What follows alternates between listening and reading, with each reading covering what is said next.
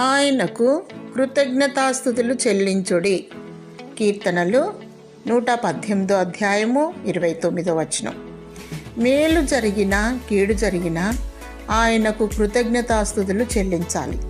దేవుడు ప్రతి సమయములలో మనలను ఆదుకుంటూ సజీవుల లెక్కలో ఉంచాడు మరియు శోధనలలో పడిపోకుండా కీడు నుండి తప్పిస్తున్నాడు.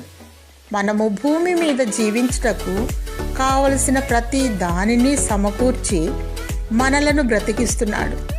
ఎలాంటి అవాంతరాలు, అనారోగ్యం లేకుండా తప్పిస్తున్నాడు. అందుకే దేవునికే మహిమ కలుగునుగాక.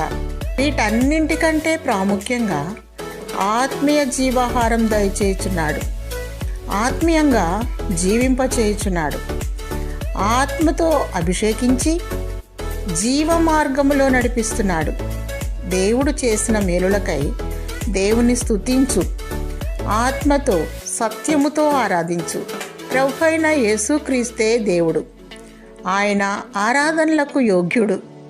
ఆయన ఉన్నవాడు అనువాడు, మొదటివాడు కడపటివాడు, సర్వయుగములకు రాజయున్నాడు.